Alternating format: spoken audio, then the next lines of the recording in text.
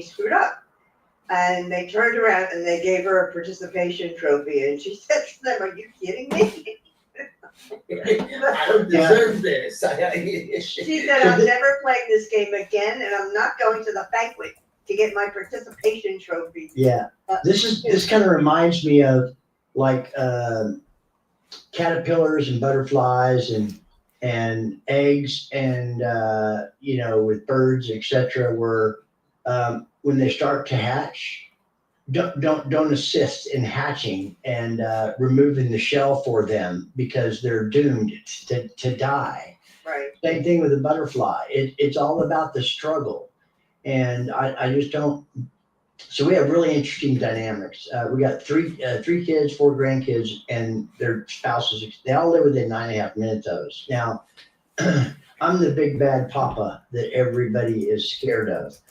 They get away with bloody murder with their moms, etc. I mean, crying, and that's not fair. Trying to make things fair. Life isn't fair. They didn't slap your ass. They didn't slap you on the butt and say life's going to be fair and equal.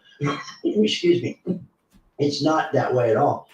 So they'll ask and ask and ask and ask and ask, and they'll be warned with consequences that most of the time never materialize whatsoever. But if they're around me and that's going on, they're not near like that, but they still yet go too far. But when I look over at them, or when I engage verbally with them, they pretty much stop on the cue. I don't have to, no corporal punishment or anything like that. It's not about that at all. It's that when Papa speaks, it's like you listen. You've gone too far. We're not going to play that game around here. When they're with me, oh, they're little darlings. Yeah. But a separate, listen, I get it. I understand a lot of that. But you call them helicopter huggers, whatever you want to. You can't protect them and think that you're doing them any kind of service. It's exactly the opposite. It is a disservice. You're setting them up to not have the right equipment to be able to deal with life on life's terms, because you know what? It's brutal. It's not fair. And it's not equal. And if you want something, it's highly competitive. You're going to have to go out there and get it. And you're going to have to fall and fail and fail and fail. And the more you fail, the closer you get to succeeding. Yeah, I mean, there's a famous, I think it's a Clint Eastwood quote. Go ahead. I'm sorry. When my triplets were growing up, yep. They're now 18. Yep. And I'm a very conservative person. They grew up in a Christian home, homeschooled, and the last thing they would say to me or their mother, it's not fair, because our next response is, "Oh, you want fair? Okay. Talk about fair." Right after you go out and mow the lawn, we'll talk about fair. Right after you go do your laundry, we'll talk about fair. And so they stopped saying it's not fair in our house. And I've got some great kids, but they still have their challenges.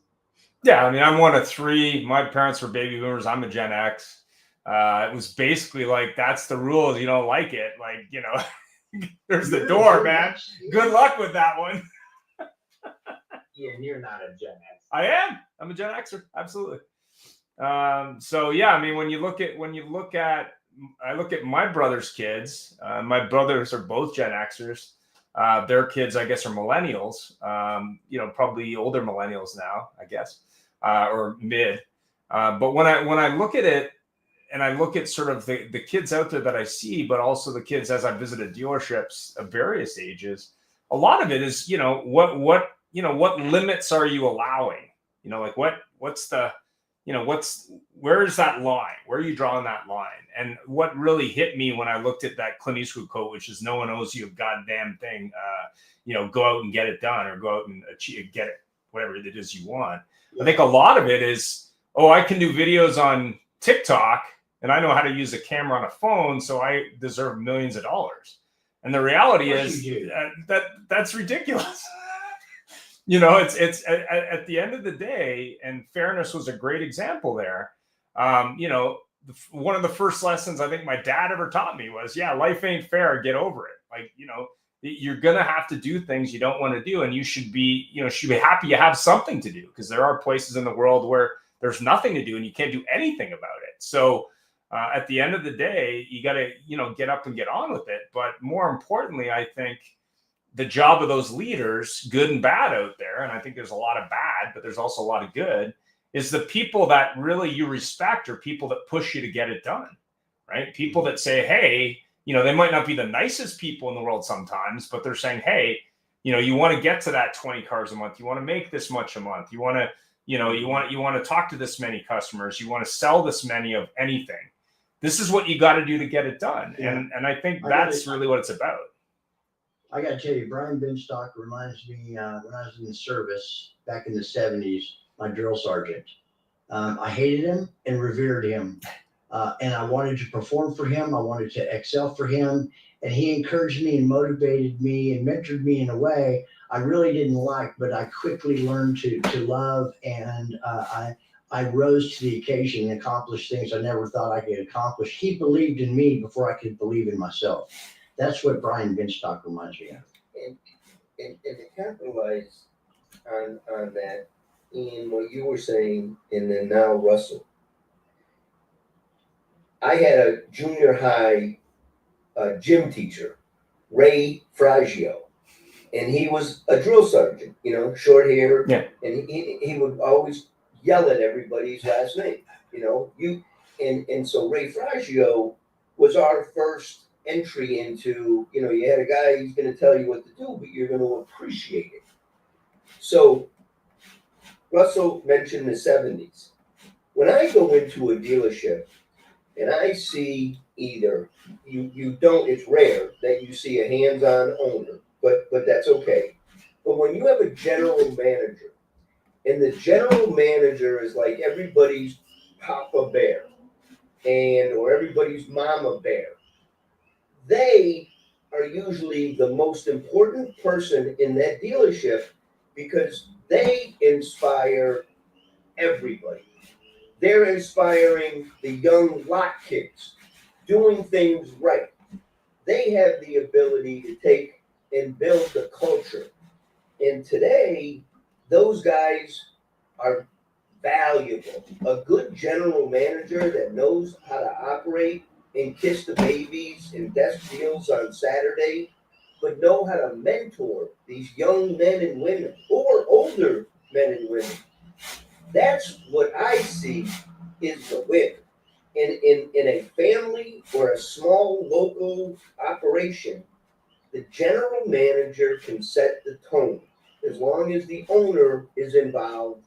And that's where the mentorship should be. When you see an F&I manager in there for 20 years and he says, well, I started on the floor, or a salesperson behind the desk, I started on the floor, or a lot kid that was jockeying cars all over the place. Now he's in a suit and tie and he's selling cars. That's the boots and the way that today I see the general manager and the owner need to embrace and be everybody's coach.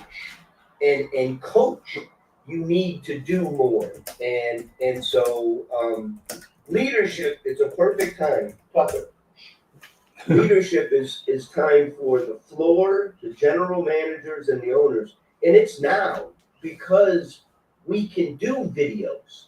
We can do promotions. So now we use their talents that some of the people don't have the skills of doing it. Collaboration and getting their messages out is where it's definitely, you see little spots of victories happening, and you celebrate that because they are winning, because they're all working together, growing a new culture. I mean, I don't know anything about the Roman Auto Group, but boy, they do a great job. I know a little bit about J.R. Toothman.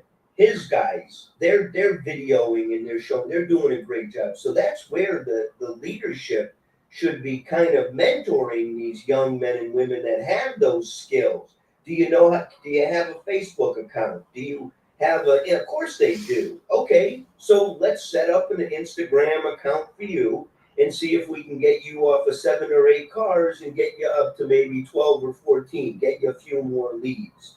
Yep. And those are where the coaching is neat. Those used to be what we used to do, I mean, we used to coach these young men and women. And I remember back in the 90s, our top gun, we bought him a suit.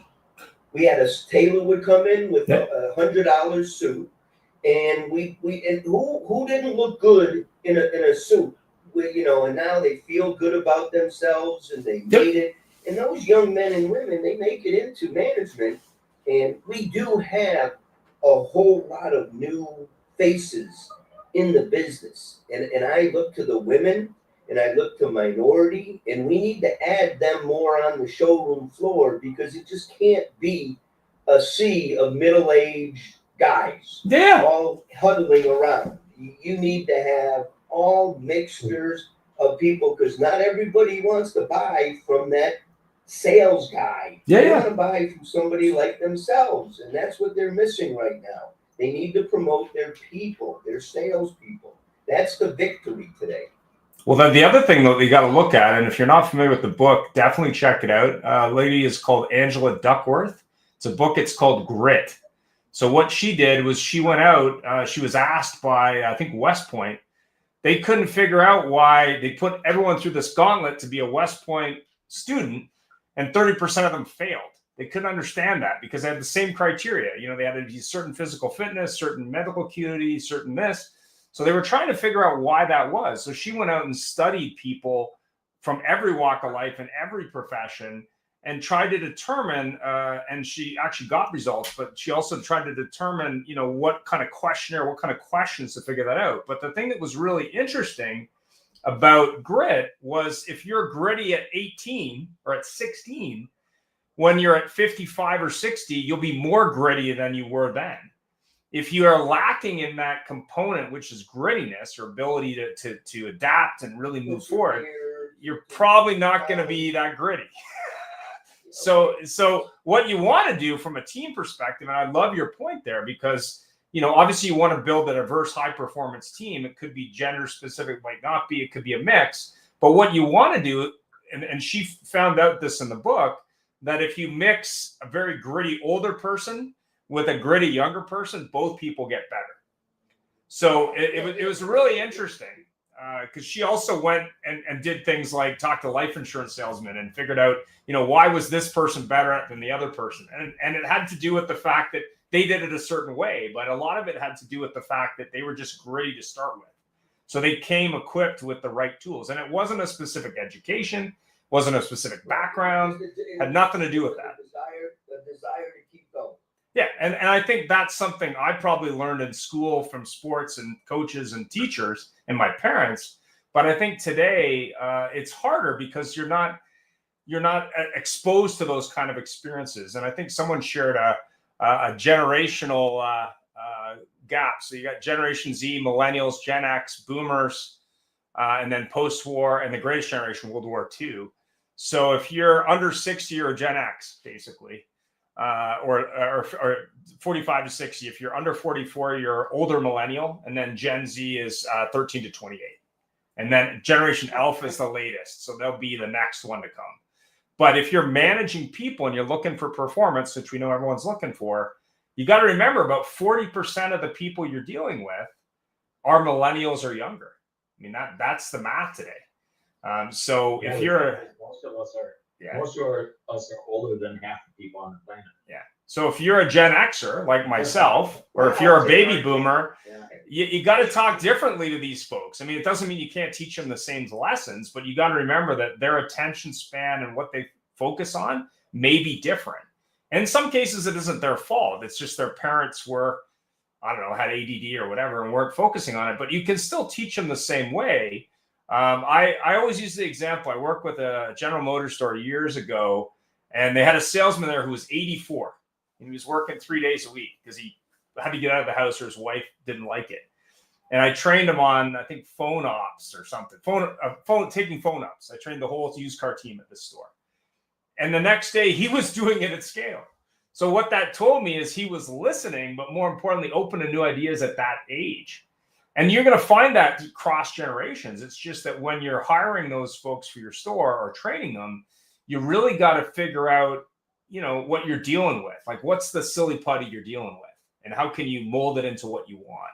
And you're going to have a percentage that just aren't gritty enough to get it done. I mean, that's why that book is so useful. There's a great questionnaire in there that you can give to people, and it'll tell you how gritty they are. And if they're not gritty at all, I don't know. I mean, make your own call there. But what do you think? What do you think, Tony? Or go ahead, Mike. Yeah, bringing it back to the and this is awesome. Bringing it back to the car dealership. I've always been a show me type of guy. When I had show and tell, I was showed everything. Yeah. But I always hear that there's two dealerships whenever I hear a general manager saying how good they are, or a principal or owner saying how good they are. There's a dealership that they talk about, and the dealership that actually runs. So there's two different kinds of dynamics here. Yeah. And what I see is a lot of talk, but talk is cheap. Okay. Now, what are you learning in these kind of rooms or seminars or NADA or what? You go and you take notes like a madman, and it sits there, and it's the same old story. And there's some tools out there. Most talk about it, but they know maybe inside their head, or they have it written down on a bev now. Yep. Their mission, vision, values. Yep. But does your staff know on the top of their head your mission, vision, values? That's where you get players that run through a brick wall for their coach. That's where you heard that term, is everybody's, and I was blessed to follow the New England Patriots. Why did Tom Brady win a Super Bowl in his 20s, 30s, and 40s?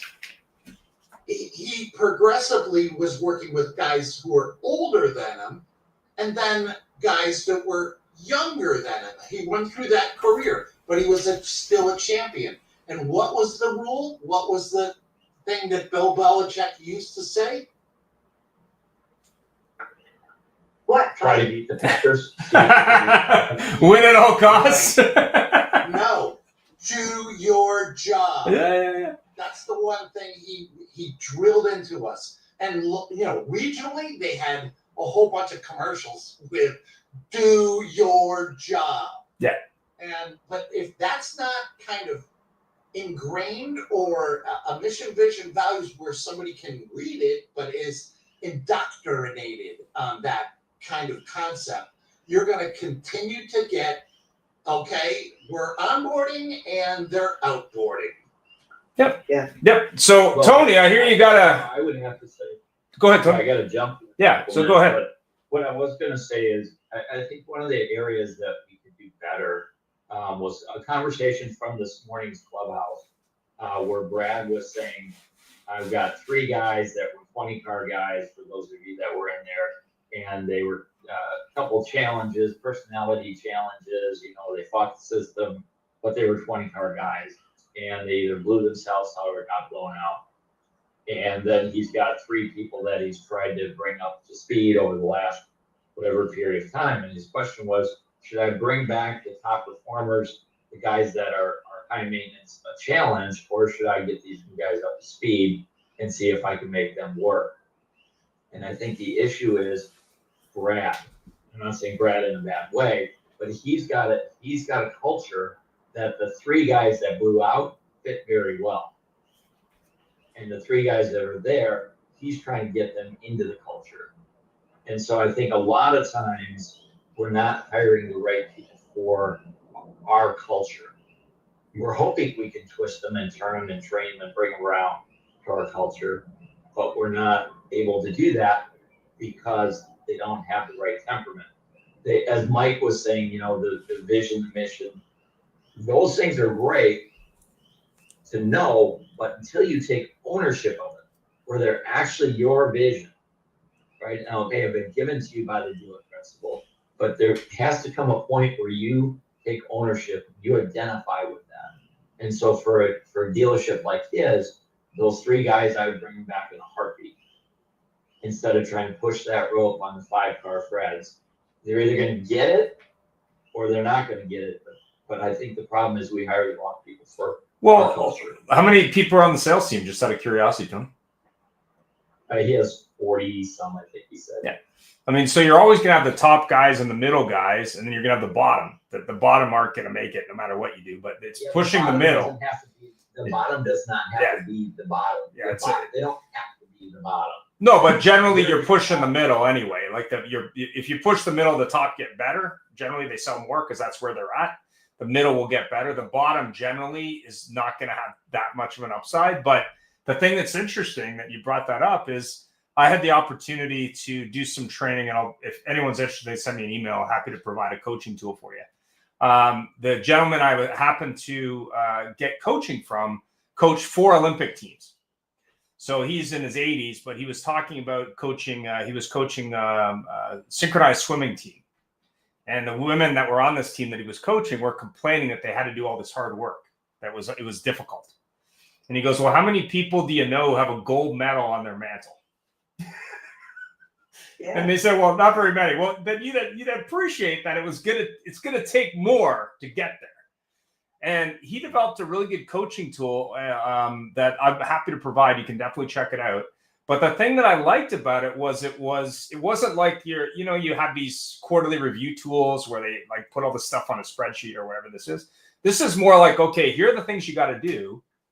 Let's prioritize it. And it's a very good tool, but it's only good if you execute on it. So it's only good if you're having those meetings with those staff, no matter what their level. But I agree with you that if the person just doesn't fit the culture, like if they're just not going to work, then you're probably best to just not take them on in the first place. I mean, there's a famous entrepreneur in the Canadian market named Jimmy Passon. You can look him up. He's a multi-billionaire. But he was famous years ago for basically firing the last guy every month. He would just fire the guy. He says, this is just not for you. You can't sell any cars. You should just move on. And people gave him a lot of grief, but he said, hey, I'm just doing him a favor. Like, they're not going to make it. So I thought that was interesting. Sports teams do it all season. Oh, yeah. Like he's 94 or something. But, yeah, I mean, he started out selling cars in college part-time. But this tool is interesting because it was about you're going to move the middle and maybe some of the bottom. I don't know. But the middle is where you got to focus. The top guys, they're going to rise anyway. It doesn't like if someone's selling 30, they're going to go up. The bottom cannot be the same guys. The bottom cannot. You can't have a three-year salesperson on the bottom every month. No. They're either going to move up to the middle and stay there, or they're gone. Be headed toward the top, or we need to move on. Yeah, I mean, I worked at a store. We had 30 5 and 8 car salespeople. I don't need 5 and 8 car salespeople. I think we had 30 salespeople at the store I worked at retail, and there was always like the 3 to 5 guys, and they were always at the top. They were chasing each other. The people in the middle would do that 12 to 15, and the guys at the bottom, gals at the bottom, they just wouldn't make it. So, you can beat Jimmy up for what he did, but he was probably doing him a favor. If you're selling 1 or 3, it's probably not the job for you, right? So I would say have a plan. I think you do need to look in the mirror and say, have they failed you or have you failed them? Oh, 100%. Yeah, we got a comment from John Frazier. And he says, hiring is the first key to success. We hire our problems. We also tolerate too much. Hire slow, fire fast. Problem with firing is managers don't want to admit that they made a bad hiring decision. And I would agree with that. And then we had Chris Curry said, 20 toxic car guys are actually costing the store far more sales. So I would say it would depend on how you define that. I mean, there are people that are great high performance car people that are fine. Maybe you're judging them too harshly, but there are also ones that are damaging your store. And I always use the example. I go back to culture on that comment. It goes back to your culture. If you believe that 20 car people are toxic, then your culture sees them that way. Yep. Right? Because it doesn't fit with your overall team. And so I think it really goes back to your culture.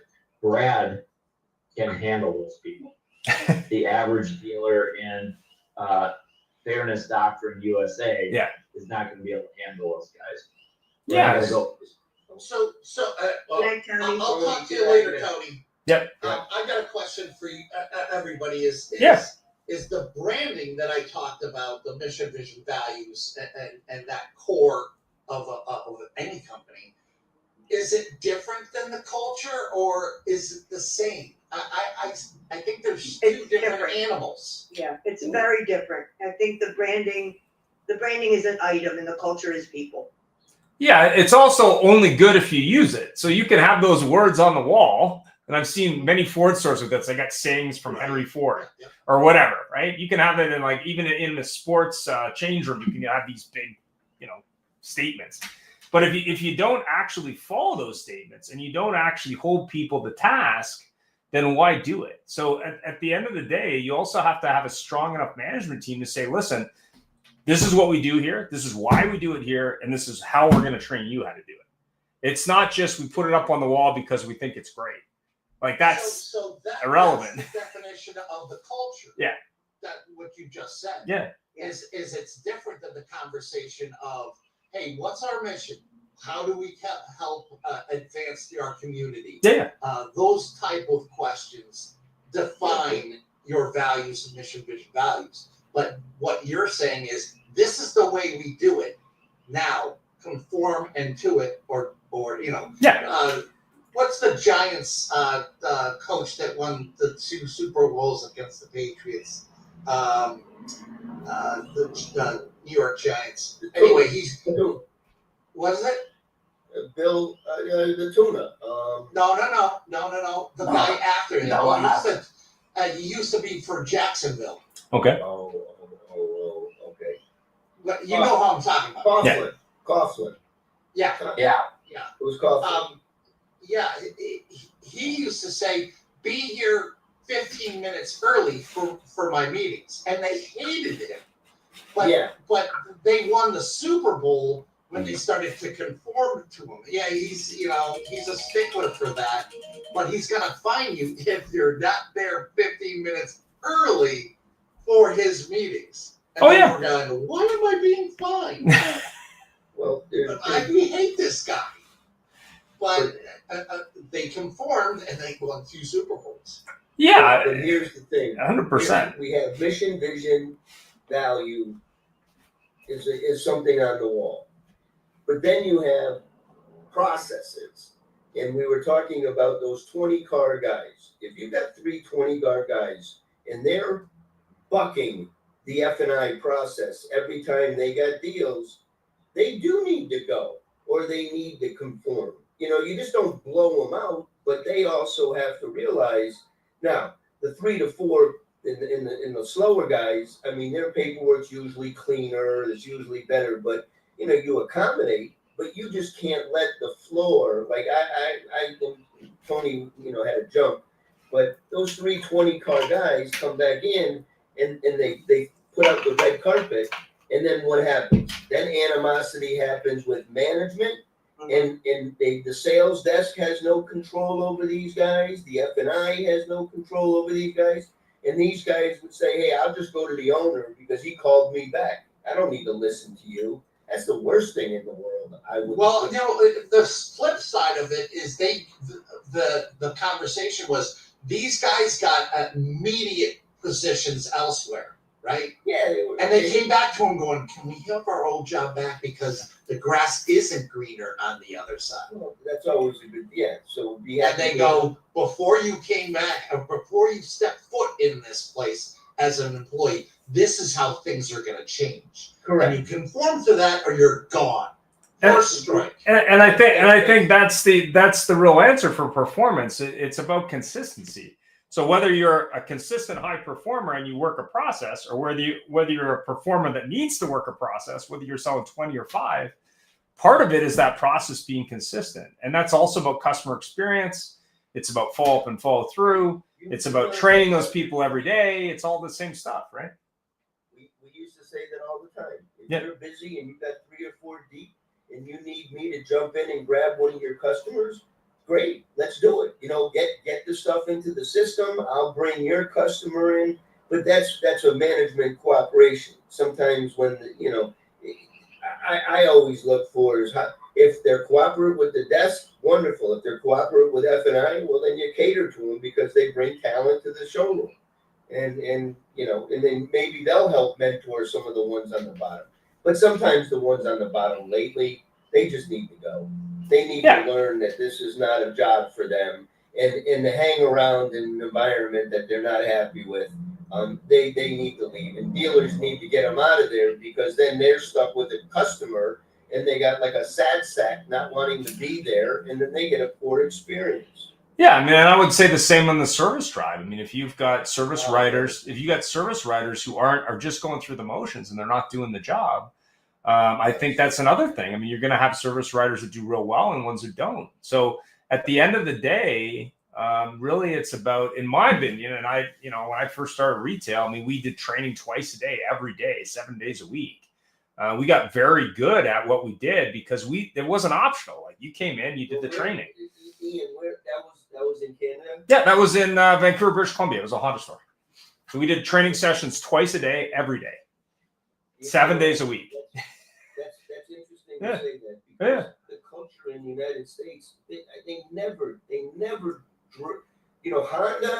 Honda never drove that kind of training. What Honda kind of was is, we've got really nice cars that people want to buy. Just please be nice to the customers and don't screw up our process, as opposed to that. Yeah. So that's interesting. So, but it's the same as sports. If you were on a football team and your coach said, yeah, just roll in, we're having a game on Saturday, try and show up on time and we'll get you on the field. And we're playing this team, they're the best, but don't worry, like, we'll make it happen. Like, that's not going to work. That's a record of 0-18. But okay, so when you're talking about produce or die, we're talking about expectations. Yeah. And I think that those need to be defined at the get-go. And if they can't meet the expectations, it's not like you got to go. It's like, let's help you one step at a time, one car at a time. Get to where you reach our minimum expectation. But Rhonda, what they're looking for is the self-starter. That person says, I need help. Please teach me how to do better. Right. And when you don't get that, and they find the person sitting at the desk going, I got high score on whatever they're playing. No, you're right, Mike, but you know what? This is our expectation. Yep. You're not meeting it. We are now going to work with you to get to step 2. So let's talk about that then, needs to Rhonda. happen. Let's talk about that. So the average car salespeople, I think the stats are still true today. 5 to 8 cars used to be the average a month. Obviously, 5 to 8 used to be the average. That may be the same. I don't know. I haven't tested it recently.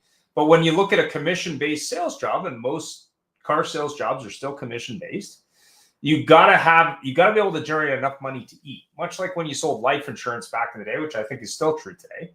Life insurance has about a 96% attrition because it's hard. It's hard to talk about death, and people, are hard to sell it to it. But when you're looking at that from a point of view of if you want to go from 5 to 8 to say 15 to 20, let's just say that's your goal for this year or this month or this quarter. Part of it is setting a reasonable goal for that person. But to your point, part of it is also saying, okay, what did you do last month to get to that 5 to 8? And how are you going to get to that 12 to 15? And what's it going to take in terms of effort to get there? And I'll use the example of myself, because when I started selling cars, I'd sold other things, but I didn't know what I was doing. I just figured if I was there like the furniture for 7 days a week, I'd eventually figure it out and I'd sell things. Because I was there to learn. Like, I want to sell cars. I'll be here all the time. I don't care if I'm on shift. I'll be here all the time. I'll learn from the people who know how to do it. Listen to them, do as asked. But, most people they come in and it's like, okay, I can't sell that. So if you can't go from that, say 5 to 8 to 15, set a reasonable target. And I always used to laugh at this because we had these meetings when I sold cars for the first time, and they'd set targets every month on a sticker board. They go, okay, you did 8 last month. This month you're going to do 15. And I was like, okay, but great. But how am I going to get to 15? Like, what's the plan, coach? So to your point, part of it is, okay, you talked to 100 people last month, you sold 8. Obviously, you're doing something wrong. Every time you don't sell something, manager's involved or not, you got to have a deconstruction of that and say, okay, where did you screw up? What I always did when I sold cars is when I missed a deal, because there was always a time during that process where I'd missed something. That was why I missed it. So over time, you learn what that is and you correct it. The other thing that I got trained on way back was the 4 objections to someone buying or not buying a car. And those have been the same for a long time, but most salespeople that I trained and that when I was learning it didn't even know what those were. They had no idea. They're like, oh yeah, you got to talk to your wife. Okay, see you next week. Like, what? So, part of it is just not, just like in football or soccer or rugby, pick your sport. If you don't know the basics, if you don't know how to do that and you don't practice it, when you're dealing with a customer, it's not really fair for that dealer or that manager to put you in front of a customer when you don't know how to handle it. Like you're winging it. It's not going to go well. So the people that learn that quickly, get there, in my opinion, that have the grit. But also the people that are 20 and 30 car month guys or gals, they got there because they were willing to listen and then execute. And if you're not executing, okay, well, we saw last month you talked to these 50 people or whatever that number was. You sold 8 to 10. How do you sell 12 to 15? Well, there's the reason that you're not selling more is in those people you didn't sell. So let's figure out what you did wrong and let's not do that again. And you'll eventually get that number. But if you're not willing to adjust behavior, you're never going to get that number because you're just going to keep making the same mistakes. And that's true in service as well. I mean, they don't want to buy this. It's an objection. You should know how to handle every objection like this. You shouldn't even have to think. It should be robotic. It's like a script. It's the same thing. And I think part of the challenge in some cases is just the manager isn't taking it upon themselves to be that coach, to say, okay, let's drill these 4 or 5 things. Like, what was the objection you had yesterday you couldn't handle? What was that? Let's go over that, right? What was the objection that you handled well yesterday? This one. Okay, let's talk about that. And a lot of it is just doing that, right? On a regular basis. That is the biggest failure in the automobile industry is that they don't take the training and they don't pass it down and they don't continue. And that's where what we're witnessing today, I mean, this has been going on for a long time, especially in the service drive and especially in a lot of the people. You walk into dealerships and they don't have a clue. But now it just seems that if they don't embrace and tighten up, sell to the MediMart or the Walmart, because everybody's not there. They want it everywhere. They want information online, and then they want to come in and they want to have a process that they can move through as quickly as possible. And if you don't have people on your showroom floor that can walk through that process seamlessly, easy, you're done. It's like going into a restaurant. If you don't have good wait staff, waitresses and waiters, and getting that food out and coordinating it, who's going back there? It's just not. And it's service. It's online. As much as everyone wants to sit around and say it, we're all talking. We all know that it's all hands on deck now. Yep. And if you're not acting like it's all hands on deck now, and you want to enjoy your summer and go hang out on the beach and wait for this to end, and maybe in September things will be different, you got another thing coming, because it ain't getting you gotta, just like there's no trophies in this. And why don't we let Abdul, he's been, I think, sitting very... Was Abdul, you have a thought, or Russell, you have a thought? Go ahead, Abdul.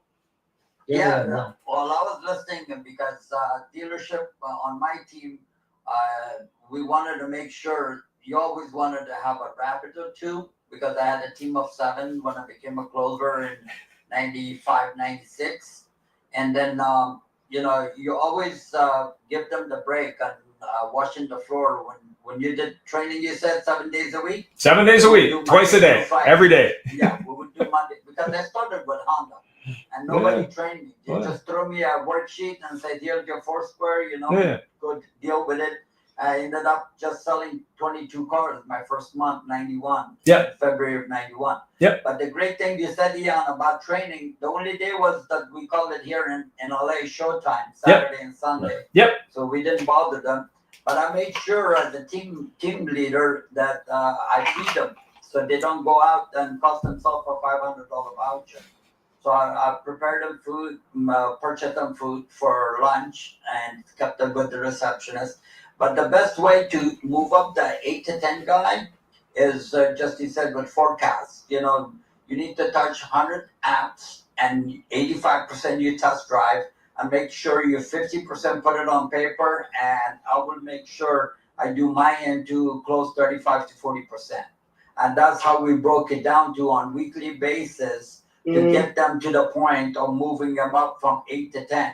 And the great thing that we had was that if you do 2 months, if you missed 1 month, 10 minimum, then the second month you had to do 15. And if you missed 15, you were out of there. So that's how we made sure that nobody on the team got under 10 to 12 2 months in a row. Yeah, I mean, that's a great plan, and they had good, and that's exactly how you do it, and you did it. So I bet you would do well if, when you took the test about grit. oh yeah, Well, love to, yeah. oh yeah. I mean, definitely check out that test. I'm telling you, I like that. It's good. Because it's true, and it's a lot more. Most of the self-starters and the people, unfortunately, you're going to find that most people had a terrible start somewhere before, and they had to figure it out, and they figured it out, and then they found it and they cruised. And so I like, but grit is definitely something that if you don't have in the auto, You don't have it. And one of the other things I may add, it's always about coaching and rewarding the top performer. Like if you were morning shift and you're there at 8:30, and I was always at the 15-minute rule, and I would always be there at the dealership at 8 o'clock, and I'll be standing by the time clock at 8:15, and God help whoever was late 1 minute, you know. And the thing was that whoever was the top producer would be watching the lot and not be training in the morning, because who would like to be in training in the morning when they're producing?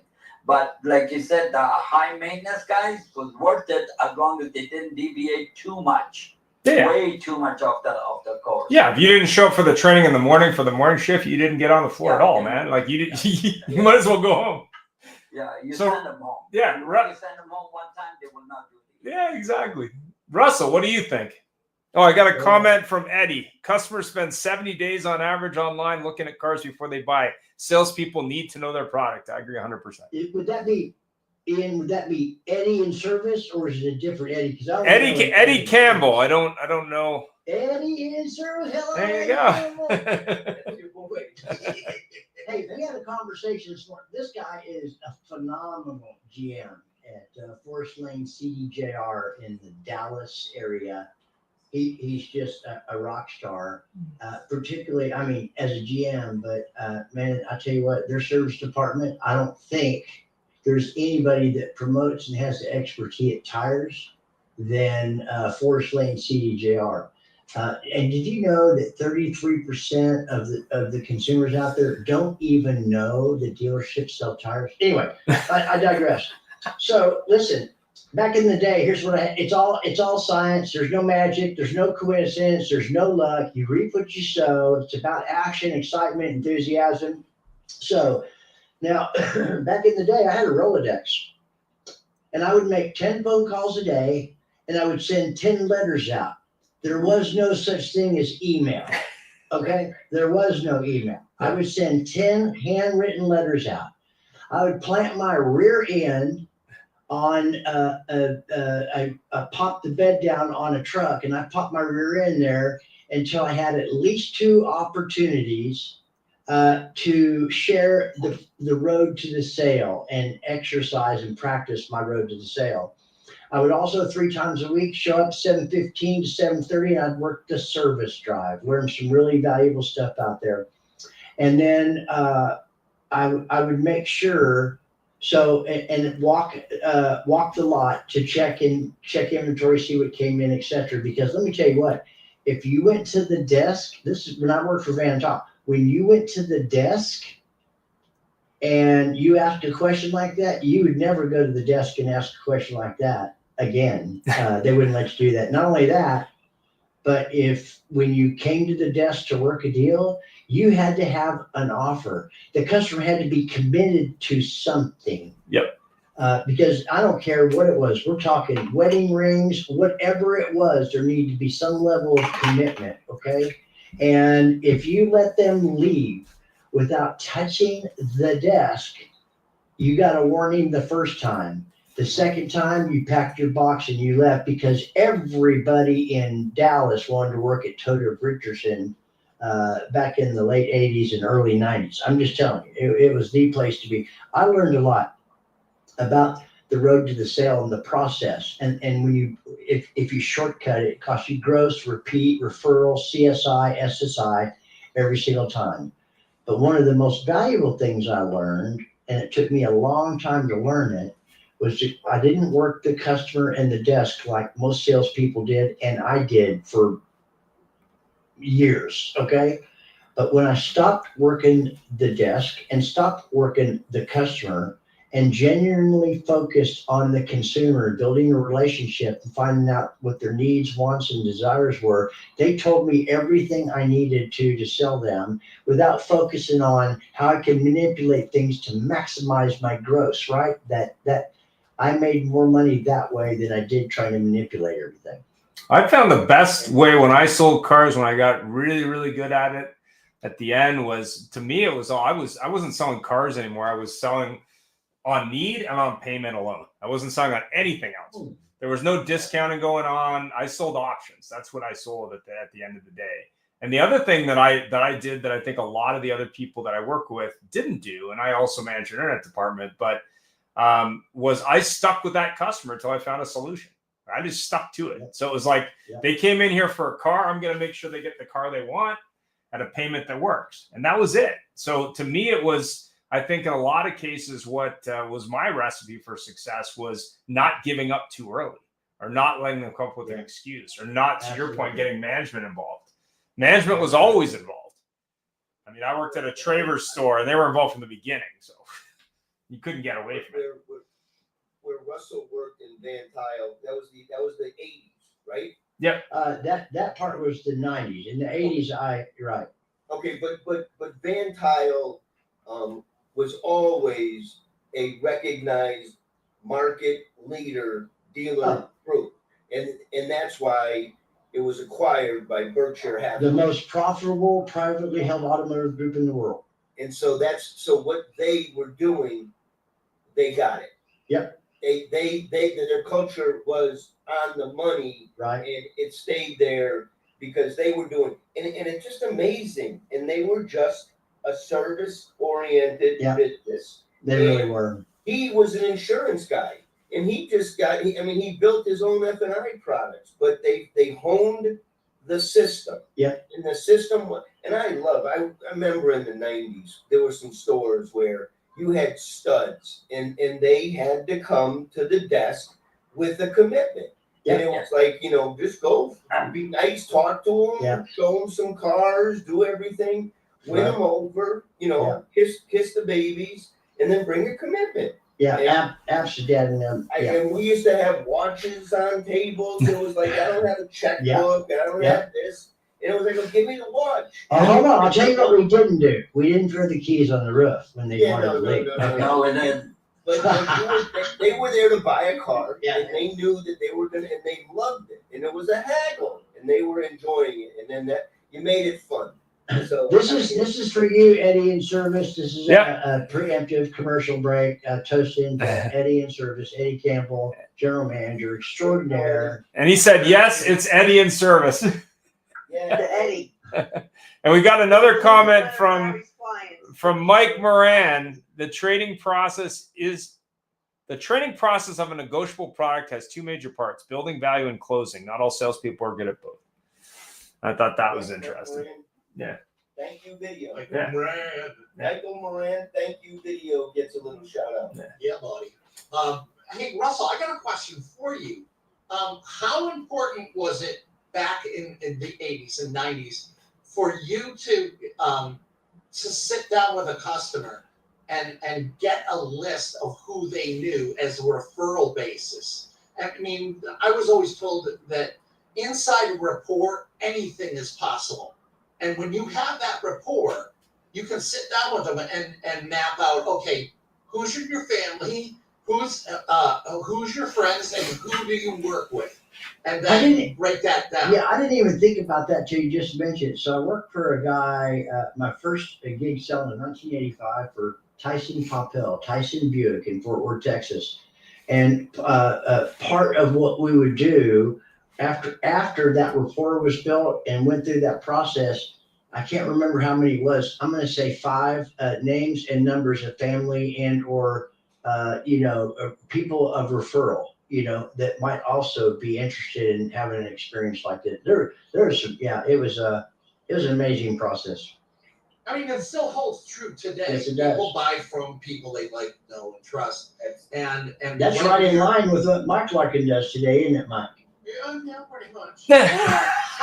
And also the technology doesn't really change anything. It's still the same conversation. It's just that some of that may be remote.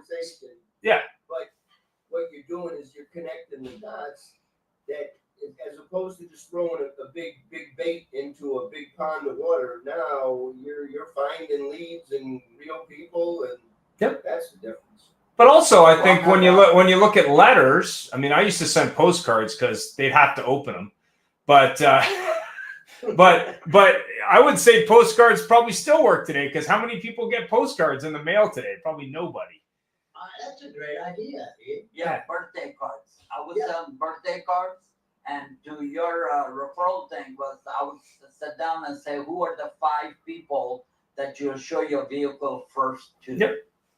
And well, they'll say, Mike Moran is watching, and he has this thing about, would you rather, invest in the mailbox kind of idea, or go digital? Because if there's a storm, and he ran into this one of his clients. There's a storm. That whole campaign is gone, and you don't get that money back. When it's digital, you can go always with a new campaign and send it out. So there's method to his madness. Well, I don't think you shouldn't do both. I'm just saying that when I did postcards, I would do them just randomly, and I try to make them funny. But the reason I did postcards is people didn't have to open it. They couldn't resist flipping it over. Because it's a postcard, right? And you didn't have to look that envelope, right? Yeah. There's no envelope. It's just, rock and roll. But the other one that I heard years ago, and I'm sure it's still true, was birthday cards not on the person's birthday. Because then they call you and go, what are you, dumbass? Like, what? Like, that's not my birthday. Like, what are you doing? And they just randomly send out birthday cards. And it could be email. It could be a text message. It could be video. It could be all those things. At least put belated. Yeah. But we're almost out of time, man. This blew by fast. And we got a comment from Eddie. Did we So solve nice. any of the world's problems tonight? Well, I think as a summary, it's, become gritty if you're not. Practice a lot and put in the work, man. I mean, that's pretty much it. Set the expectation. Yeah. I like that. Yeah. It's grit. Nothing's easy. Oh, yeah. I mean, it's easy. You're in the wrong game. Yeah. If you want easy, go work for the government. Yeah. So I want to say something in closure. I'll do it. Go ahead. no, it said working for government. I said not anymore the way they're talking about workers. Used to be. So my mentor taught me a long time ago when I was ready, I had somebody like a Brian Binstock appear in my life. I was 39 years old when that happened. Before that, it was a downward trajectory in every way, form, and fashion. But what I learned was, because I was always very driven, but I had poor decision-making abilities back then, but I was getting better. So I met this gentleman. Here's the long and short of it. He said, Russell, are you willing to do the things that other people are not willing to do so you can have them become the things that most people will never have and never become? And what he meant by that was, we don't have time for it now. So if you show up next week, you might hear the end of it if Ian remembers, if somebody asked, if you're online. But that is, you're a sum total right now, this minute, of everything you've ever seen, heard, read, or done. And if you want to affect any kind of change, it starts today, not tomorrow. Definition of insanity, we all know what that is. I don't even need to tell you what it is. The greatest predictor of future behavior is previous behavior, except for 3 things. What you read, what you listen to, and who you associate with. New input will dictate new output. And if you don't input that kind of stuff, you're left to everything that you already know because there's nothing else unless you input new. That's all I got. Yeah, that's 100% true. 100% true. Right on. Right on. Thank All right. you, thank you. Thanks for joining. It's a wonderful ending. Thank you, everyone. This was a Thank you. great. It really was Rhonda, Ian, Mike, Gary, Abdul, Russell, and Eddie. Eddie Campbell, Eddie in service. You're awesome, brother. Talk to you soon. Yep. And if you're looking for that coaching tool, just reach out. I'll be happy to provide it. Thank you. Ciao. Thanks, Bye. Ian. Yep. Bye. Yeah, no worries.